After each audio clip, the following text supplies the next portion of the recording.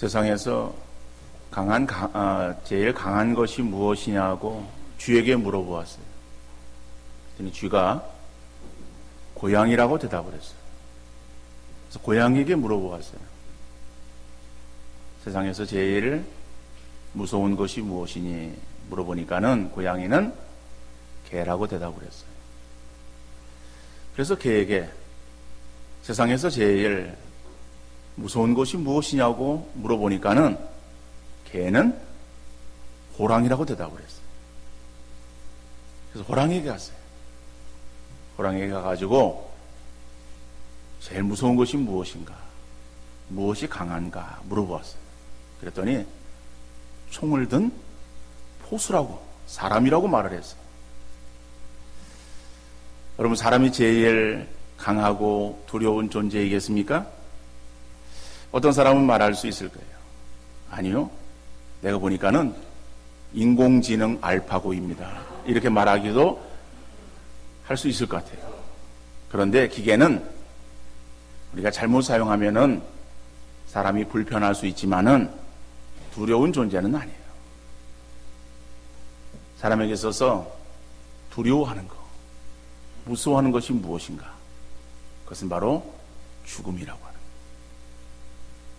사람은 죽음을 두려워해요. 그래서 겁을 줄 때에 너 죽어 라고 말하는 거예요. 너 죽어. 말 잘못하면은 공천도 못 받아요. 말을 잘해야 돼요. 그런데 이 죽음이라고 하는 것은 사람을 두렵게 만드는 거예요. 그럼 왜 사람이 죽음을 두려워하는가? 여기 계신 분들은 죽음을 경험한 사람은 없어요. 저도 그렇고 여러분도 그렇고. 자, 살아있는 사람에게 죽음이 왜 두렵겠는가? 라고 하는 것을 묻는다면 정확한 대답은 할 수 없을지라도 아마도 우리가 죽는다라고 하는 것은 우리 사람의 영혼을 깊은 어둠으로 몰아 떨어뜨리는 것이고, 또 죽음은 영원한 이별이고, 그리고 또 아주 고통으로 떨어지는 것이기 때문에, 그래서 죽음은 두려운 것이다, 이렇게 생각할 수 있을 거예요. 사람이 죽음을 두려워하기에 마귀는 이 죽음을 가지고 사람을 위협합니다. 그러나 예수님께서는 이 죽음의 문제를 해결해 주셨어요. 죽음은 마귀에게서 온 것이 아니고 사람을 죽음으로 몰아넣는 것이 마귀가 하는 일이 아닙니다. 사람이 하나님께 범죄함으로 인해서 죽음이 우리에게 생기게 되어진 죄의 결과예요. 인간이 범죄함으로 인해서 하나님 관계가 단절되었고, 그리고 고독함 가운데 거하게 되어지면서 육신을 벗고 난 뒤에는 영원한 고통의 지옥으로 떨어질 수밖에 없었습니다.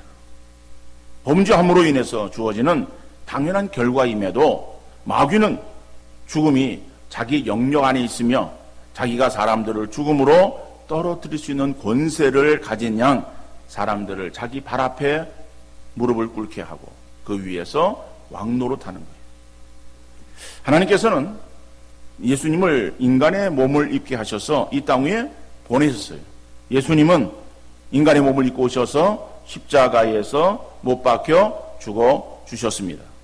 이것은 예수님이 죽을 죄를 지어서 그 죽을 죄 때문에 예수님 십자가에서 못 박혀 죽어 주신 것이 아니라 바로 우리 죄인들을 위해서, 죄인들을 대속하시기 위해서 흘리신 그러한 대속의 죽음, 대속의 피라고 하는 것이죠. 그러니까 예수님께서 십자가에서 대신 죽어 주심으로 인해서 인류를 위한 구원의 길을 온전히 이루어 주셨고, 그리고 예수님은 죽음 가운데 머물러 계시지 않고 믿는 자의 참 소망이 되기 위해서 3일 만에 다시 부활하셨습니다.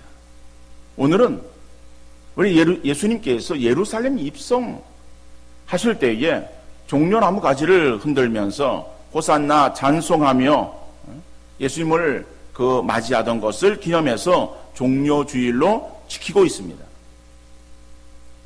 그리고 오늘부터 시작되어지는 이 한 주간, 우리 주님 예수 그리스도께서 우리의 죄에서 구원하시기 위해서 고난당하신 일을 기념하는 고난주간으로 지키고 있습니다.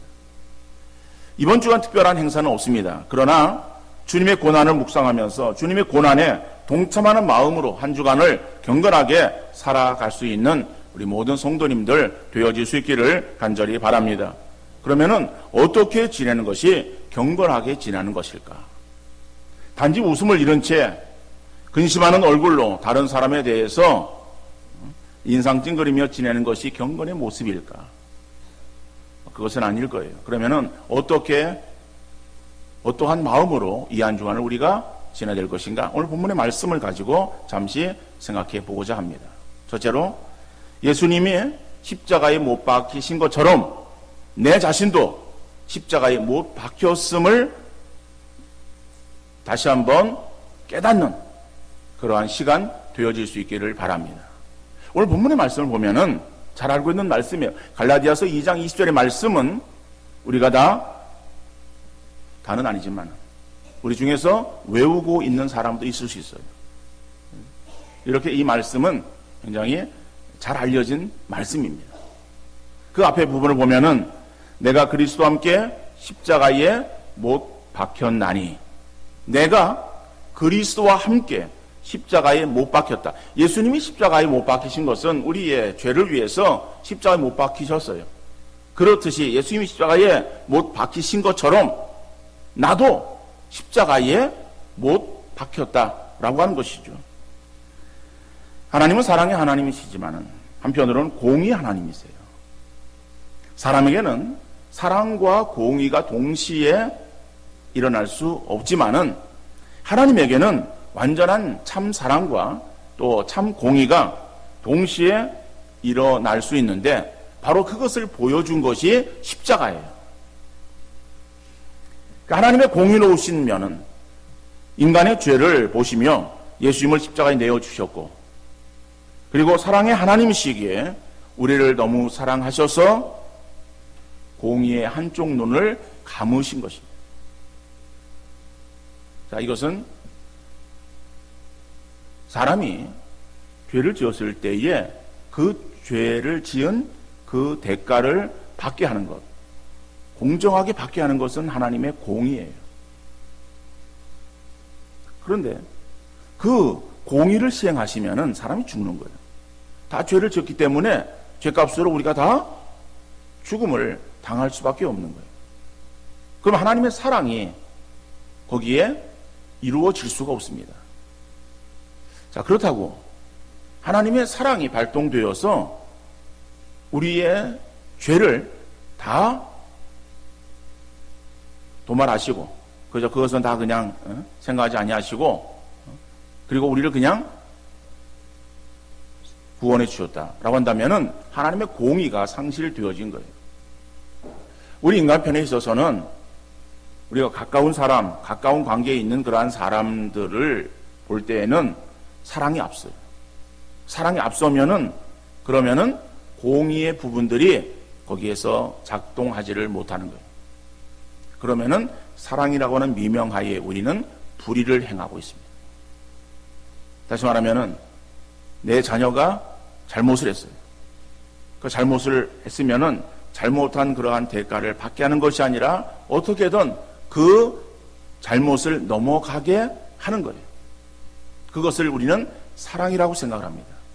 물론 사랑이지만은 그러나 공의가 결여되어진 사랑이죠. 하나님의 사랑은 공의가 결여되어진 그러한 사랑이 아니라 공의가 실현되어지면서 이루어진 사랑이라고 하는 것입니다. 그래서 우리의 죄를 심판하시기 위해서 우리를 십자가에 달아 죽여야 되는데, 우리를 죽이는 것이 아니라 하나님의 아들 예수 그리스도를 십자가에 달아 죽게 하신 거예요. 그렇기 때문에 그것은 우리의 죄, 이 죄를 대속하시는 대속의 죽음이라고 하는 거죠. 그리고 그 예수 그리스도의 십자가에서의 죽으심으로 인해서 대신 살아날 수 있는 것은 누구인가 하면은 바로 그것을 믿는 믿음을 가진 우리들이라고 합니다. 그러니까 우리가 그 예수 그리스도의 믿음으로, 예수 그리스도를 믿는 믿음으로 다시 구원함을 얻게 되어진 거예요. 그래서 바로 십자가라고 하는 건 하나님의 공의가 실현되어지고 한편으로 하나님의 사랑이 동시에 실현되어진 바로 그것이 십자가다. 우리는 그 십자가를 통해서 구원함을 얻게 되어진 것이다 라고 하는 것입니다. 그러니까 예수님을 십자가에 못 박도록 예수님을 옥에 가두고 어떤 형식적인 재판, 그래서 그걸 통해서 예수님 십자가에 못 박은 사람들은 그 당시에 유대 종교 지도자들과 그리고 로마 군병들로 보여지지만은 그러나 그들은 하나님이 사용하시는 하나의 도구에 불과했고 실제적으로 예수님을 십자가에 못 박아 죽게 하신 분은 우리 하나님이십니다. 하나님께서 그 독생자 예수 그리스도를 십자가에 내어 주신 거예요.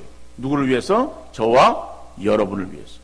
우리를 위해서 하나님께서는 독생자 예수 그리스도를 십자가에 내어 주셔서 거기에서 육신 입고 오신 예수님이 피 흘려 죽게 하신 것이다. 왜 예수님이 십자가에서 피 흘려 죽으셔야만 되었는가? 히브리서 9장 22절에 보니까는 피 흘림이 없은즉 사함이 없느니라 라고 말씀하고 있습니다. 그러니까 죽음을 당하지 아니하고서 우리의 죄가 해결되지 않는 거예요. 죄값은 사망이기 때문에 그 사망을 치료되는데 그것을 예수님이 대신 치루어 주신 것이다.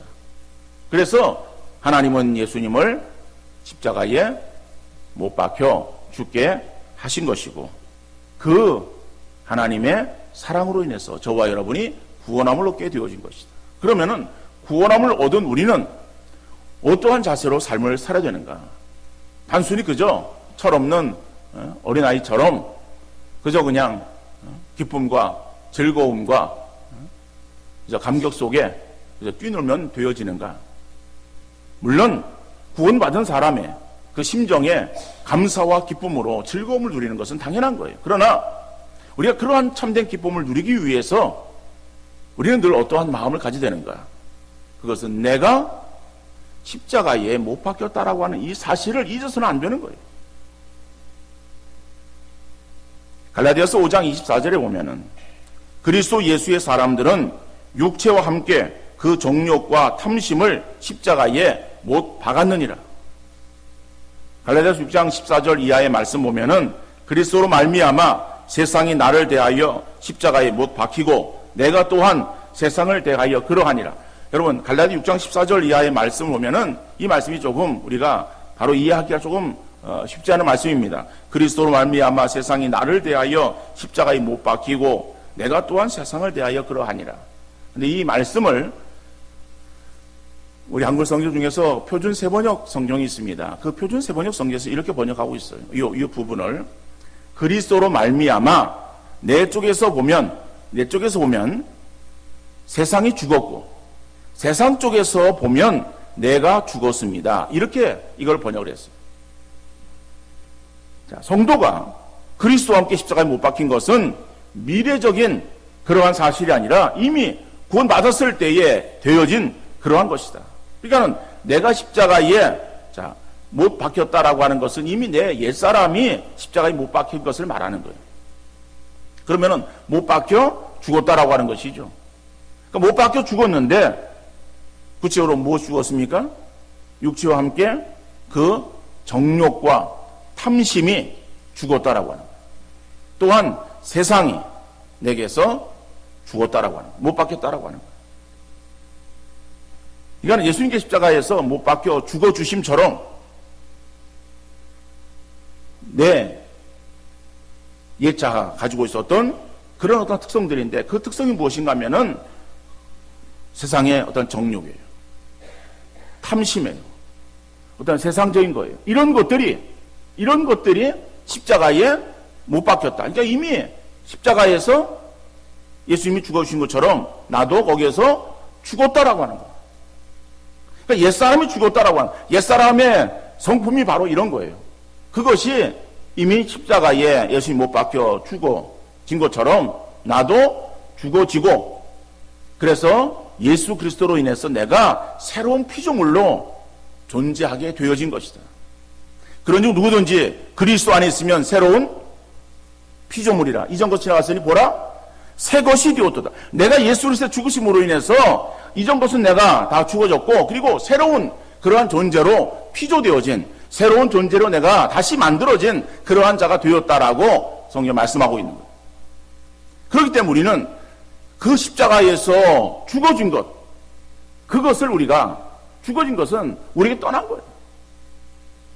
그러니까 떠난 것은 우리에게 더 이상의 존재하지 않아야 되는데, 그런데 이러한 이 죄의 특성인 이러한 그 옛사람의 요소들이 자꾸 내게서 이 우후죽순처럼 비 온 뒤에 대나무 순이 올라오듯이, 비 온 뒤에 독버섯이 돋아나듯이 자꾸 내게서 이런 것들이 올라오는 거예요.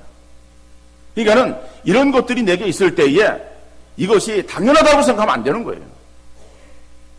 다른 사람들도 다 그러는데, 다른 사람도 다 그렇게 생각하는데 라고, 그렇게 우리가 다른 사람들에게 기준을 맞추어서 우리가 생각하는 것이 아니라, 다른 사람들은 그렇다라고 할지라도 나는 예수 그리스도의 십자가의 그 죽어 주심으로 인해서 내가 이미 내 자가 다 거기에서 주님과 함께 죽어지고, 그리고 그 주님의 은혜로 인해서 내가 구원함을 얻게 되어졌다.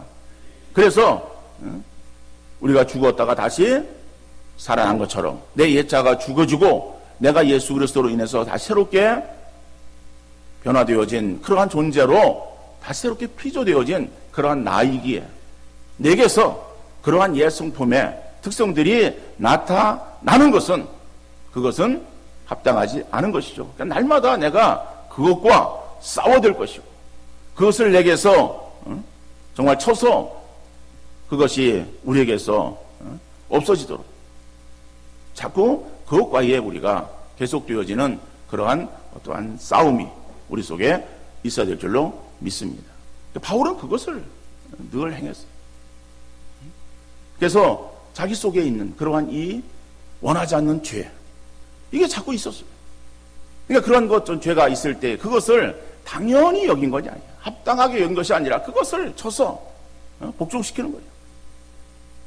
그래서 나는 날마다 죽노라라고 말하는 거예요. 죄에 대해서 죽어가는 거예요. 그 옛 성품에 대해서 죽어지는 것을 말하는 거예요. 우리가 십자가에 못 박혀 죽었다라고 하는 것은 바로 그런 것을 말하는 거예요. 이거는 예수님의 십자가에 못 박혀 죽어 주셨다라고 하는 이것을 우리가 그저 감정적으로만 생각하면서 그저 어떠한 우리가 그걸 못 봤기 때문에 어떤 그러한 그 예수님의 십자가를 지는 영상을 통해서 자꾸 영상을 떠올리면서 주님이 그렇게 고난을 당하셨구나, 이렇게 어떤 감정적으로 생각하는 그것만이 우리가 고난 주관을 지키는 그러한 진정한 의미라고 생각하기보다는 예수님의 십자가에 못 박히심의 그런 의미가 무엇일까? 나를 위해서 예수님의 십자가상에서 죽어주신 그런 대속의 죽음이다. 근데 그 예수님의 죽으심은 나도 그 예수님의 죽으심처럼 십자가에 내 자신이 이미 못 박혀 죽어진 그러한 존재이다라고 하는 것을 우리가 늘 생각하면서, 그래서 그 내 어떠한 존재를 되새기는 그런 우리의 심령들이 되어야 될 줄로 믿습니다. 그러니까 이 같은 그 마음들을 가지고 이 한 주간 우리가 지나는 우리 모든 성도님들 되어질 수 있기를 간절히 바랍니다. 두 번째로, 나를 위하여 죽으신 하나님의 아들을 믿는 믿음으로 살아가시길 바랍니다. 이거는 예수님이 나를 위해 십자가상에서 피 흘려 죽어주신 것처럼 나도 내 자신도 십자가에 못 박혔다라고 하는 것을 우리가 인식하고, 우리가 늘 그것만 바라보는 것이 아니라 우리가 그런 걸 생각하면서 이제는 믿음으로 살아야 되는데, 어떤 믿음이냐? 나를 사랑하사 나를 위해서 십자가상에서 죽으신 예수 그리스도를 믿는 그 믿음으로 살아가는 우리 모두가 되어질 수 있기를 간절히 바랍니다. 이어지는 본문의 말씀이 그 말씀이에요. 그런즉 이제는 내가 사는 것이 아니요 오직 내 안에 그리스도께서 사시는 것이라. 이제 내가 육체 가운데 사는 것은 나를 사랑하사 나를 위하여 자기 자신을 버리신 하나님의 아들을 믿는 믿음 안에서 사는 것이다. 여러분, 예수 믿는다는 것은 어떤 의미인가? 그것은 주인이 바뀌었다라고 하는 것을 의미하고 있는 거예요. 지금까지는 내가 주인이었었는데 예수를 믿음으로 인해서 나 자신에서 예수님으로 주인이 바뀌게 되었다. 내 인생의 주인이 바뀌게 되었다라고 하는 것을 의미하고 있어요. 그러므로 내가 주인인 줄 알고 내 마음대로 생각하고 판단하며 행하던 그 삶의 자세를 내려놓고 주인이 바뀌었기 때문에 진정 주인 되시는 예수님의 생각이 무엇이며 원하는 것이 무엇인지를 헤아리며 그 뜻에 맞추어 순종하기를 힘쓰는 우리 모든 성도님들 되어질 수 있기를 간절히 바랍니다. 그러면 내 안에 계셔서 주인 되시는 예수님의 뜻을 따라 살아간다는 것, 그것은 무엇을 의미하는가? 바로 그것이 나를 사랑하시는 예수님을 믿는 믿음으로 살아가는 거예요. 예수님이 내 인생의 주인이 되어서 그래서 내가 그 주인 되시는 예수님의 뜻대로 살아간다라고 하는 것은 곧 내가 그 예수님을 믿는 믿음으로 살아가는 것을 의미하는 것이다라고 하는 거예요. 여러분, 예수님은 어떠한 분이신가라고 하면요, 우리를 사랑하시는 분이세요. 그죠? 나를 사랑하사, 그죠? 나를 위하여 자기 자신을 버리신 하나님의 아들. 주님이 나를 사랑하셨어요. 그래서 나를 사랑하셨기 때문에 자기 자신을 나를 위해서 내어 주신 거예요. 그러니까 예수님의 그 십자가에서 자기 자신을 내어 주신 바로 그 은혜, 그 사랑 때문에 우리가 구원을 받게 되어진 것이거든요.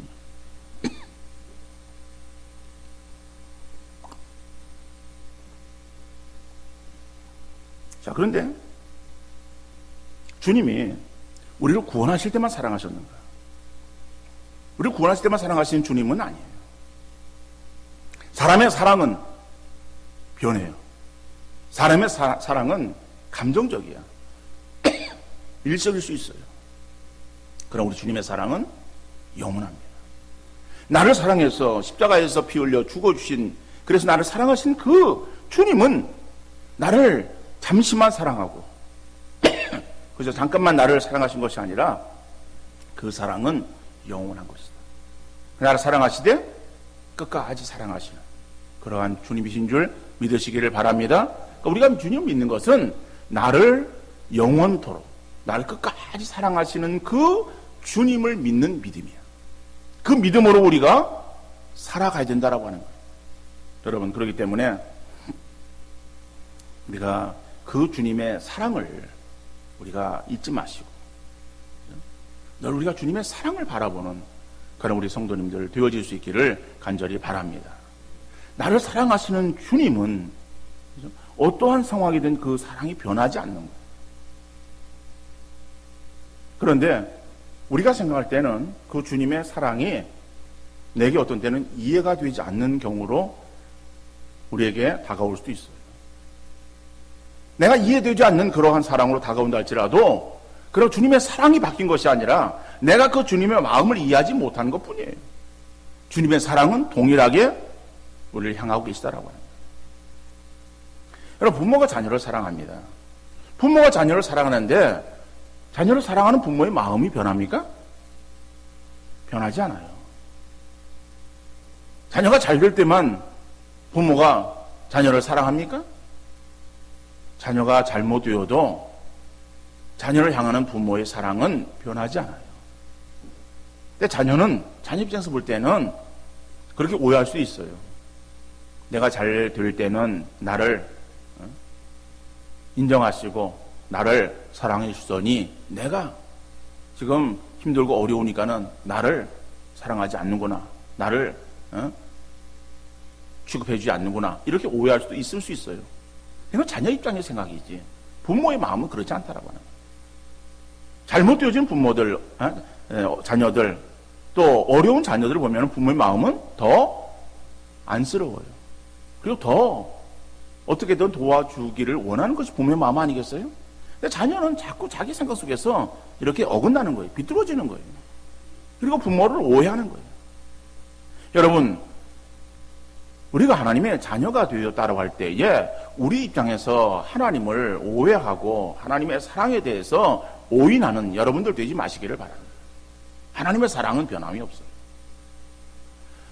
그러니까 하나님께서 우리를 향하신 그 뜻, 하나님의 어떠한 그러한 어떤 계획과 하나님의 어떠한 역사하심, 이것은 우리의 어떠한 생각과 우리의 어떠한 판단과 우리의 어떠한 행하는 그러한 일들과 배치될 수가 있어요. 다를 수가 있어요. 여러분, 그럴 때에 우리의 생각을 따르는 것이 아니라 우리가 하나님의 뜻에 전적으로 순종해야 된다. 그것은 우리가 생각할 때는 그것이 올바르지 않게 보일 수도 있어요. 잘못되어 보일 수도 있어요. 그렇지만은 우리의 생각이 결국에는 잘못되어진 것이다. 그러니까는 우리가 주님 믿는 믿음으로 살아간다라고 하는 것은 바로 내 인생의 주인 되시는 하나님, 바로 그 주님은 나를 사랑하시기 때문에 내가 사랑하시는 그러한 그 주님을 우리가 끝까지 전적으로 믿고 의지하고 따라가는 그런 우리의 신앙의 자세를 말하고 있는 것입니다. 창세기 26장에 보면은 이삭이 나옵니다. 근데 이삭이 거하고 있는 땅에 흉년이 들었어요. 그 흉년은 이미 그 아버지 아브라함 때에 들었던 커다란 흉년이 이 이삭 때에도 역시 찾아왔어요. 그때도 아버지 아브라함은 그 흉년을 피해서 애굽으로 내려갔었어요. 애굽으로 내려갔다가 사례로 인해서 어려움을 당하잖아요. 근데 이삭에게 있어서 흉년이 들었어요. 그러니까는 그도 역시 애굽을 찾았어요. 그러니까 애굽은 커다란 나일강이 있습니다. 나일강 그 하루 쪽에는 그 풍부한 물로 인해서 그리고 밑에서 이제 위에 떠내려온 그러한 여러 가지의 그러한 것들로 인해서 비옥한 땅을 이루고 있어요. 거기는 뭐 비가 그렇게 오지 않아도 농사를 지을 수 있는 그러한 곳이 애굽 땅입니다. 물론 전역은 아닙니다만은 애굽 전역이 그런 땅은 아닙니다만은 자 어떤 간에 그런 곳이 있기 때문에 이 이삭은 바로 그 애굽을 향해서 나아갑니다. 그러다가 그랄 땅에 이삭이 머물게 되어지는 거예요. 그때 하나님께서 이삭에게 나타나셔서 말씀하시는 거예요. 이삭아, 너 애굽으로 가지 마라. 라고 말씀하시는 거예요. 이 이삭이 하나님 말씀에 순종합니다. 그리고 애굽 땅으로 내려가지 않습니다. 자, 그러면은 여러분 하나님 말씀이 주어졌는데 그 말씀에 순종해서 행합니다. 시행하면은 그러면 하나님 말씀에 순종할 때 하나님께서 이삭에게 복을 주셔야 되잖아요. 그래서 성경 바로 그 다음에 이어지는 그 내용들을 보면은 이삭에게 바로 그렇게 하나님의 은혜가 주어지는 것이 아니에요. 그 나오는 이 사건은 이삭에게 리브가로 인해서 어려움이 오는 거예요. 그 어려움은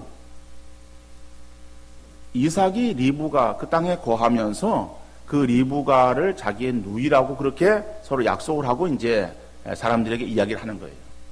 그건 아버지 아브라함도 그랬어요. 아브라함도 자기 가족을 데리고선 애굽으로 내려갈 때에 사례에게 있어서 나로 오빠라 그래라. 실제적으로 보면 촌수로서는 오빠예요. 이정만의 오빠예요. 뭐 그 당시에 이렇게 다 이렇게 결혼이 이루어졌었습니다. 그러니까 왜냐면 사례가 이뻤어. 그러니까 그 이쁘니까는 그 사례를 차지하기 위해서 남편을 죽이고 그리고 이제 아내를 이렇게 차지할 수 있으니까는 자기가 살기 위해서 사례와 그렇게 약조를 맺은 거예요. 그리고 내려갔었거든요. 근데 뭐 그 아버지의 그 아들이지요. 이삭도 그랬어요. 리브가와 그렇게 약조를 맺은 거예요. 자, 그랬는데 이 부부니까는 이삭과 리브가는 부부니까는 그래서 성경 보면은 이삭이 리브가를 껴안은 것을 그걸 보았어요. 그러니까는 이제 그걸 불러가지고 얘기하는 거예요. 야, 니들 누이라 그러던데 도대체 뭐 어떤 관계냐? 사실을 물으니까는 부부야. 왜 속였느냐? 이런 장면이 나옵니다.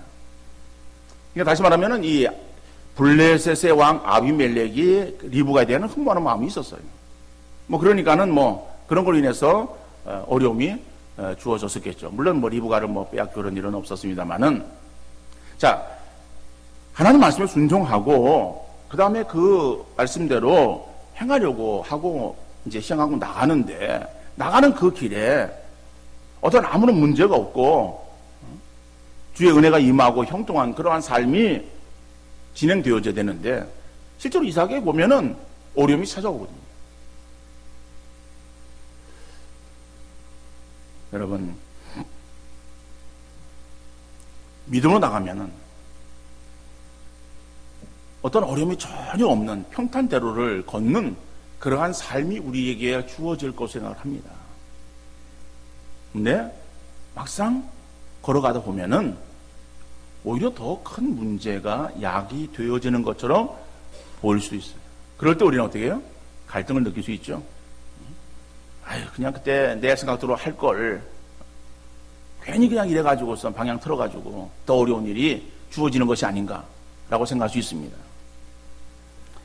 여러분, 신앙의 승리는 결단하고 시행하는 순간에 찾아오는 것이 아니라 믿음으로 참고 인내할 때에 주어지는 줄 믿으시기를 바랍니다. 성경에 보면은요, 창세기 26장 12절에 이삭이 그 땅에서 농사하여 그 해에 100배나 얻었고 여호와께서 복을 주심으로 라고 말씀하고 있어요. 여러분, 26장에서 1절에서는 흉년에 대한 이야기 나오고 있어요. 근데 이삭이 거기에서 쭉 나오다 보면은 이제 순종하거든요. 하나님 말씀에.